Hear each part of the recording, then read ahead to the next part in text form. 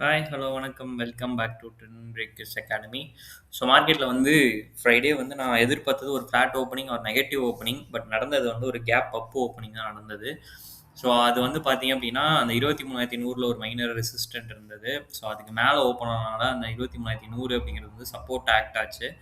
So support எடுத்து towards resistant நம்ம சொன்ன மாரி 23,327 ரெசிஸ்டன்ட் சொல்லியிருந்தோம். ஸோ ப்ராப்பரா போய் ரெசிஸ்டன்ட் ஆகி கன்டினியூஸா செல்லிங்ல கீழ இறங்கி முடிச்சுட்டாங்க. ஸோ அப்படி முடிச்சதுமே வந்து பார்த்தீங்கன்னா, 23,100 பிரேக் பண்ணல. ஸோ கரெக்ட்டா சப்போர்ட்லயே தான் க்ளோசிங் வச்சிருக்காங்க. ஸோ இப்போதைக்கு டவ் ஜோன் நாஸ்டாக் ஃப்ரைடே வந்து கொஞ்சம் நெகட்டிவா தான் ட்ரேட் ஆயிருந்தது. ஸோ இட்ஸ் இண்டிகேட் ஒரு நெகட்டிவ் ஓப்பனிங்க வந்து அது இண்டிகேட் பண்ணுது. ஓகேங்களா? ஸோ நெகட்டிவ் ஓப்பனிங்காவும் இருக்கலாம், இல்ல ஃப்ளாட் ஓப்பனிங்காவும் இருக்கலாம். ஸோ இப்போதைக்கு 23,100 பிரேக் பண்ணி கீழ போனால் மட்டுமே அடுத்த சப்போர்ட் லெவலா 22,800க்கு போகும். ஓகேங்களா? இது வந்து அடுத்த ஸ்விங் போறதுக்கான ஒரு டைமு. ஸோ 23,100 பிரேக் பண்ணுச்சு அப்படின்னா, கண்டிப்பா வந்து 22,800 அதுதான் வந்து மெயினான சப்போர்ட் லெவல் நிஃப்டிக்கு. ஓகேங்களா?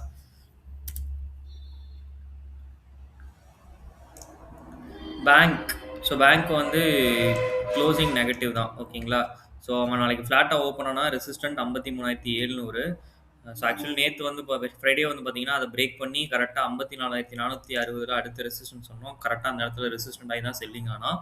ஸோ நாளைக்கு வந்து 53,700 அவனுக்கு வந்து ரெசிஸ்டன்ட். ஸோ கீழ உடைச்சுச்சு அப்படின்னா 52,600 வரைக்கும் ஃபால் ஆக சான்சஸ் இருக்கு. இதான் பேங்க் நிஃப்டி. ஐடி. ஐடி அந்த 28,000 வந்துருவான்னு பார்க்குறேன். டச்சே பண்ண மாட்றான். அவன் டச் பண்ணா தான் ஏதாவது பண்ண முடியும்னு பார்க்குறேன். தம்பி நான் பக்கத்துல வந்துட்டு ஓடிருவேன் தம்பி அப்படின்னு சொல்லிட்டு ஓடிட்டே இருக்காப்ல. இவருக்கு ரெசிஸ்டன்ட் 30,160, சப்போர்ட் 28,000. இல்லன்னா இந்த 2 ஜோன்க்குள்ள அவர் வந்து சைட்வேஸ்ல இருக்காரு. நிஃப்டி வந்து பாசிட்டிவா மூவ் ஆயிருந்தது.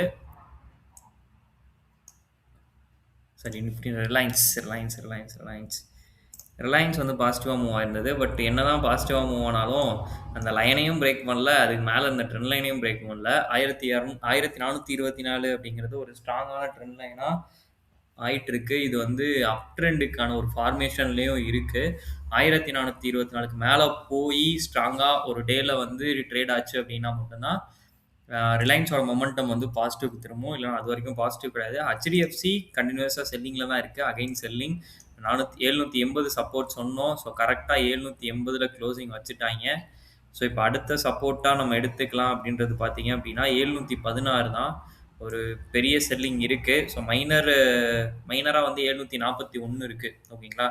மைனர் சப்போர்ட் லெவல் ஒண்ணு இருக்கு. அது வந்து 741.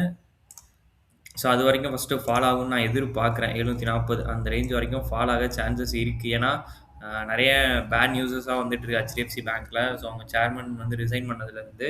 அதனால 740 வரைக்கும் கூட வந்துருவான் அப்படின்ற மாரி தான் இருக்கான் ஹெச்டிஎஃப்சி பேங்க். ஓகேங்களா?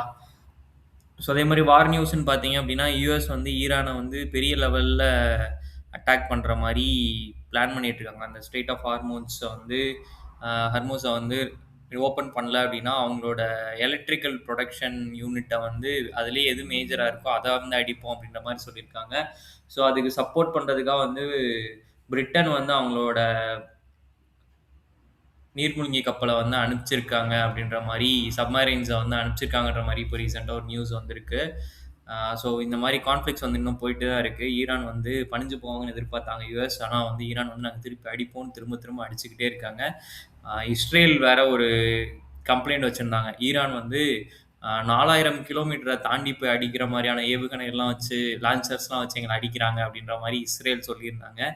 ஈரானும் சும்மா இல்ல. திரும்ப திரும்ப அடிச்சுக்கிட்டே தான் இருக்காங்க. கான்ஃப்ளிக்ட்ஸ் வந்து அதிகமாயிட்டே தான் இருக்கு. பார்ப்போம் என்ன பண்றாங்கன்னு. ஓகேங்களா? நெறைய பேர் வீடியோஸ் பார்க்குறீங்க. உங்களுக்காக யூஸ்ஃபுல் கண்டென்ட் போடுற உங்க ட்ரெண்ட் பிரேக்கர்ஸ் அகாடமி இதுவரைக்கும் நீங்க சப்ஸ்கிரைப் பண்ணல அப்படின்னா சப்ஸ்கிரைப் பண்ணிக்கோங்க. தேங்க் யூ ஃபார் வாட்சிங்.